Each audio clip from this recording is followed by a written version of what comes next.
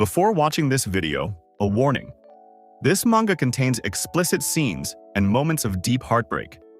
Make sure you have a mature heart and mind.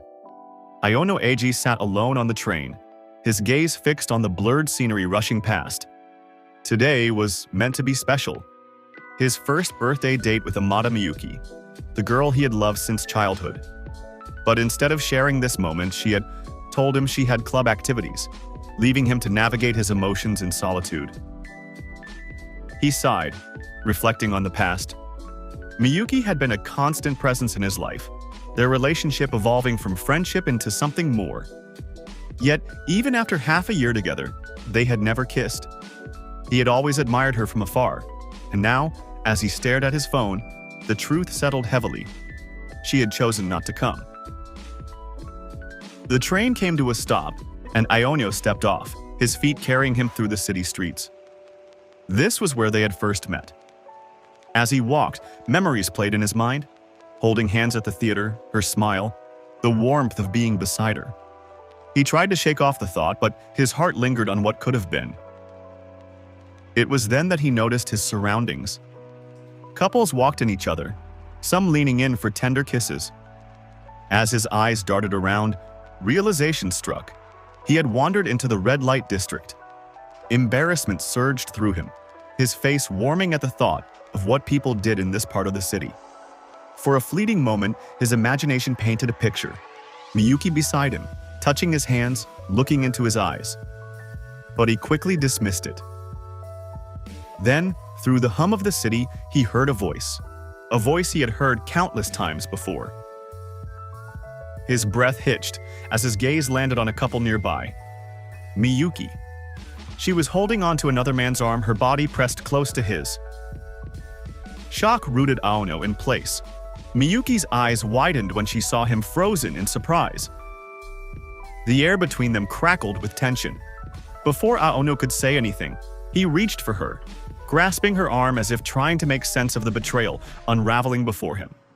But the man beside her pulled her away protectively, his expression darkening. Then, in an instant, Aono felt the sharp sting of impact, the man's palm striking across his face with brutal force. The blow sent him stumbling backward, colliding with the cold, unyielding wall behind him. "What the hell are you doing to my girlfriend?" the man spat, his voice filled with venom. Aono could barely process the words. His world was spinning. "I was the one betrayed," he managed to choke out. The stranger scoffed. "Are you a stalker or just an idiot?" He turned to Miyuki, waiting. "Tell him." Miyuki hesitated for just a moment before speaking, her voice cold, distant. "I only dated you because you were my childhood friend. You were boring." Aono felt his chest tighten, his heartbeat pounding against his ribs. Then, the final twist. His rival smirked, his voice laced with cruelty. "Tell him exactly what we've done together. Say it about the things we did on bed." Aonyo's breathing faltered. His thoughts became static. Desperate, confused, his hand moved on its own, reaching out to her too roughly, too forcefully. Miyuki stiffened. The man beside her didn't flinch, only watching with amusement. "So who will you choose, me or him?" Tears welled in Miyuki's eyes. "I choose him. I depend on him." At that moment, Aono's heart shattered into something even smaller than dust. The man chuckled, patting Miyuki's head like she was some kind of prize. "Say it louder." Miyuki turned, her face devoid of emotion. "You were nothing more than a clingy stalker, an abusive boyfriend." Narrator note: we all know Aono isn't that kind of guy. This is obviously a lie.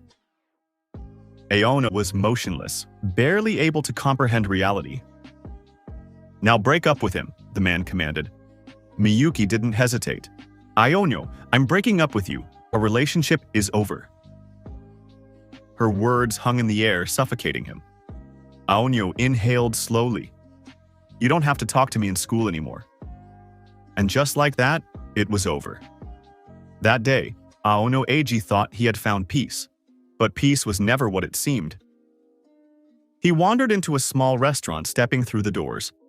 Two familiar voices greeted him with warmth and care. "Did you skip lunch?" one asked. The woman noticed the emptiness in his gaze. "What's wrong, Aono?" But he didn't answer. He simply stood up and walked away. He retreats to his room, collapsing onto his bed, hoping for a better tomorrow. His mother and brother call him to eat, urging him toward the dining table. Just as his fingers graze the chopsticks, his consciousness fades. Another nightmare, just like every time he tries to sleep. Tears well in his eyes as he slumps onto the table, exhausted. In his dream, he sees them, the bastard and his ex-girlfriend, wrapped in an explicit display. From the window, he watches in horror, pleading with them to stop. But they ignore his cries, their lips meeting as he begs, voice cracking with despair. The dream shatters, pulling him back to reality. He wakes up breathless, fear and betrayal knotting inside him. "I'm scared of sleeping," he mutters under his breath, staring at his trembling reflection in the mirror. The sight of his own tear-streaked face fuels his resolve. He dons his uniform, grabs his bag, and steps out into the world once more. At school, his best friend notices his troubled expression and asks if anything is wrong, if something happened between him and his ex. Forcing a smile, he shakes his head. "Nothing happened," he lies. The ex-girlfriend walks past with another girl, their laughter reaching his ears. His eyes trail her, and suddenly, a memory grips him. She had once asked him if he had a girlfriend. He had said no, puzzled by the question. Her face had lit up as she jokingly suggested she become his future wife. He had told her to stop. Poor guy never knew she was a player. The flashback fades. He steps forward, his fingers brushing against her shoulder. She turns, startled, locking eyes with him. Her friend immediately steps in, shielding her. "Don't talk to her," she spits. His breath catches. The girl glares, cursing him, calling him a creep. They walk away without another glance. Instead of heading to class, he drags himself home and collapses onto his bed. His phone vibrates. A message filled with venom. "Die." The same words over and over, sent from different accounts. His heart aches. He hasn't done anything wrong. Shaken, he peels himself off the bed and heads to school, walking numbly through the halls. His classmates whisper, voices like daggers, their murmurs threading together into a chant. "Die, die, die." The ugly rumors swirl around him, relentless. He hears his name twisted into lies, accusations. Someone sneers, telling him to shut up, claiming Miyuki, his ex, would never lie. Another insists they saw everything, the basketball club's Kondo guy backing the false claims. For those who don't know, Kondo is the reason behind all this cheating nonsense. He grips his desk, head bowed, drowning in humiliation. At lunch, he escapes to the rooftop, eating alone, numbly chewing through each bite. His phone buzzes, a message announcing the cancellation of his club. But he knows the truth. It wasn't canceled. He has no one to trust. As he steps back into class, the rumors spread like wildfire. His talent, his character, it's all torn apart by the president himself, who lies through his teeth. The club is canceled, the president had told him, but in reality, only he was banned. The betrayal stings, sharp as a blade. The weight of humiliation crushes him. He doesn't want to face them anymore, doesn't want to be here. Just as he turns away, he knocks over a garbage box, his discarded work tumbling onto the floor. He stares at the mess, understanding the bitter truth. I have no one left. A desperate thought sparks in his mind. He rushes to the vice homeroom teacher's class. Maybe she would listen. He arrives only to find Miyuki and her friend standing there, still feeding the lies to the teacher. The betrayal burns. Like a wounded beast, he turns and runs, just like the armored titan from Attack on Titan. He bites his lip until it stings, rushing to his locker. Inside, a note waits for him. If you snitch, I'm going to your parents' shop. He recognizes the handwriting, Kondo. Shaken, he bolts for home. His mother greets him, puzzled about the club cancellation. He simply nods. She tells him to rest, and he mutters an empty okay. Later, we see Miyuki in her own bed, restless. She hasn't slept since that day. She wonders, how did things fall apart? If she had chosen Aono over Kondo, maybe none of this would have happened. A painful memory returns. Her first kiss. She had wanted to give it to Aono, but in the end, Kondo had taken everything from her. She closes her eyes, recalling them together, Kondo's hand gripping hers. He asks her to hang out, but she declines. It's Aono's birthday today. Kondo shrugs. Okay, he says, and immediately dials another girl. Shock floods Miyuki's face. Unfair. But Kondo smirks. You always talk about Aono. You were never mine. Reality crashes down on her. She deserves this. For the things she did to our MC and more. At school, Aono's locker is trashed. Papers scattered across the floor. He shuts it with a sigh and steps into class. The board is covered with cruel messages. Get out and never come back. His house address is written there. Someone laughs. It's fun watching Aono lose everything. His girlfriend, his dignity. It's his fault for thinking Miyuki would ever be his. Aono trembles. You should drop out, Kondo sneers. I ruin people's lives for fun. Aono collapses, knees hitting the cold floor, tired, hopeless. Everything fades. He wakes in the school infirmary. The doctor informs the teacher, who thanks him. Alone, Aono stares at his phone. The messages repeat. Don't come to the club. He blocks them all. Tears spill, forming a quiet pool beneath him. The next morning, he tells the doctor he's fine and heads to the balcony, considering it. Peaceful death. But he doesn't jump. He sits near the door, numb. He has gotten used to it. The betrayals, the lies, the loneliness. His heart aches, but no longer bleeds. Then, something shifts. He opens the door. The sky greets him, vast and endless. A girl stands there. She turns, her gaze locking onto his. She blushes. At the edge of despair where escape seems impossible, this is the moment he meets the girl who will change everything. Alright everyone, the chapter ends here. If you liked it, make sure to subscribe and like the video for part 2. And don't forget to check out my other videos. Hey everyone, part 2 begins here. This chapter is short, with only a few dialogue panels, so it's going to be a lot briefer than part 1. Alright then, let's dive right into it. The chapter opens with them staring at each other, eyes devoid of emotion. The girl he met asks his name. He introduces himself as Eiji Aono, a second-year student who's skipping school. He knows he'd get into trouble if he admits he came here to jump off the building. Aono-senpai, she says softly. Her identity is revealed. Ichino-Ei, the genius of the class.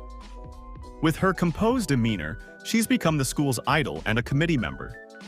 She's also quite popular. Some of the boys in Eiji's class have tried hitting on her. She asks why he's here at this hour, her face clouded with sadness. He's exhausted from all the rumors and came to hide. She's clearly upset by his presence. This is her safe haven, and she doesn't want to share it. She becomes angry and refuses to give the spot to anyone. Eiji realizes she's heard the rumors about him. She confirms it, but says she dislikes baseless gossip. His jaw drops. She turns away and says she knows the rumors, but she also knows they're not true. Hearing that stuns Eiji. She admits she has no proof he ever did anything wrong. Man, people are so stupid. They hear stuff and believe it like it's gospel. Especially when it's coming from someone like her, he mutters. He bows his head. So, you believe me? Why shouldn't I? She replies. It's just a rumor. That's not fair. Iwa. At that moment, Eiji feels like he's seeing light for the first time. She glances away like a shy child. And for the first time in what feels like a century, he smiles and thanks her. She's surprised and blushes. Why are you thanking me just for believing you? He chuckles. She doesn't understand his struggle. Rain begins pouring down. They're on the rooftop. He knows their clothes will get soaked. He urges her to head back. She refuses. He wonders why. She grits her teeth. She begins to explain why she isolates herself at the top of the school. Eiji asks what's going on. She isn't worried about anything anymore. I don't care about tomorrow. I just want to die. Eiji is stunned. He yells for her to stop. She slips, falling into his arms. She wonders, why would he protect me? He answers, you don't need a reason to help someone. Her eyes fill with tears. Suddenly, Eiji asks her to go on a date and skip school with him. She blushes in shock. I don't have time for games like that, she says, confused. Eiji stands and admits he came to the roof to die peacefully. Now, he's glad he prevented someone else's suicide. She looks down at him with sadness. The rain intensifies. How ironic, isn't it? She laughs. He smiles. They both start laughing. He offers her his handkerchief. She thanks him for the handkerchief and for saving her. Don't look at me, she says shyly, her clothes soaked. But he's a guy, and of course he looks. She takes off her coat, trying to clean it. She catches him staring. Gotcha, she smirks. That's kind of explicit, don't you think? She teases. Then she asks about his dating plans and whether they'll skip school together. He replies with uncertainty, saying it wouldn't be cool and might even lead to despair. She chuckles and accepts it. She's turned down every guy around her, but not Aonyo. He hands her a gift, rice balls. She returns the handkerchief and thanks him again. She bites in. Delicious. Mayonnaise mixed with tuna? That's crazy. He'd picked up the mayo from the convenience store. She praises his cooking skills. She's never tasted something so good. He says there are even better dishes out there. If we'd died, we'd have missed out on moments like this, he says. She blushes and admits she wants to eat it again when she has time. He nods. Sure. He invites her to his house. Her face turns red like a tomato. They head downstairs, cautiously checking to make sure no one sees them. Let's go, Eiji says. But the main gate is locked. He wonders how that happened. Still, they start walking, holding hands like a couple. Eiji blushes. This is all new for him. She notices. Your face is red. I'm holding hands with a guy I just met.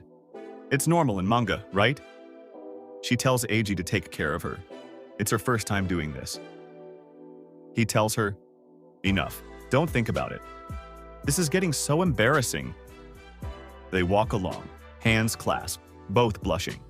Suddenly, a teacher spots them. Stop skipping class, he shouts. They take off running, not looking back, escaping the darkness behind them and stepping into the light ahead.